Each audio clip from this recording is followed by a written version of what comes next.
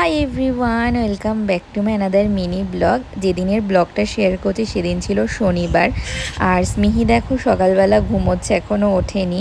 তারপরে ঘুম থেকে উঠে যাওয়ার পর ওকে স্নান দান করিয়ে দিয়েছে, এখনও ও দিনার কোলে ঘুরছে। আর আজকের লাঞ্চের প্রিপারেশনও হয়ে গেছে, আজকে ইয়াম্মি কিছু বানিয়েছিলাম। তারপরে আমার স্নান দান হয়ে গেছে। আজকে লাঞ্চে রয়েছে ডাল আর রয়েছে হচ্ছে ডিম সেদ্ধ, যেটা আমার জন্য করেছিলাম কিন্তু খাওয়া হয়নি। আর এটা হচ্ছে পনিরের কোফতা, এটা না খেতে জাস্ট ফাটাফাটি লাগে। তোমাদের সাথে অবশ্যই রেসিপি শেয়ার করে দেব। আর এটা হচ্ছে মাছের ঝোল। তারপরে খাওয়া দাওয়া সেরে এখন স্মিহির কাছে বসে আছে। এদিকে স্মিহি দেখো দাদানের সাথে গল্প করছে আর দাদানকে দেখিয়ে দেখিয়ে হাত খাচ্ছে। ওকে হাত খেতে আমরা যত বারণ করি তত আমাদের দেখলে বেশি পরিমাণে হাতটা খায়।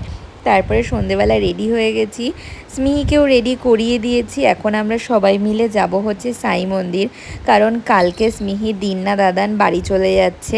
তো যাওয়ার আগে মাকে বলেছিলাম যে সাই মন্দিরে ঘুরতে নিয়ে যাবার, প্রতিদিন এত পরিমাণে বৃষ্টি হচ্ছে না যে যাওয়াই হচ্ছিল না। তারপরে সবাই মিলে রেডি হয়ে বেরিয়ে পড়লাম। তারপরে বলতে বলতে চলেও এসেছি সাই মন্দির। আজকে না ভিড় আছে ভালোই। আর আসার সময় দেখছিলাম হালকা না ছিপছিপ করে বৃষ্টি পড়ছিল। আর এটা হচ্ছে সাই মন্দিরটা।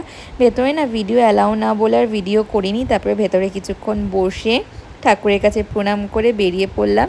কিছু ছবি সবাই মিলে তুললাম, কারণ কালকে তো মা বাড়ি চলে যাচ্ছে। তার জন্য আমাদের সবারই মনটা খুবই খারাপ, মারও খুব মন খারাপ।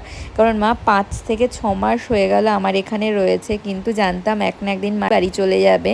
তো তার জন্য মন তো মানছে না মাকে যেতে দেওয়ার জন্য, কিন্তু মার তো যেতে হবে বাড়িতে, কারণ বাবা ওখানে একা একা রয়েছে। বাবারও ভালো লাগে না একা একা থাকতে। তারপরে বাড়িতে এসে স্মিকে মার কাছে থুয়ে আমরা গেছিলাম টুকটাক কিছু জিনিস আনার জন্য। বাড়িতে এসে ডিনার করে এখন স্মিকে নিয়ে ঘুরছি।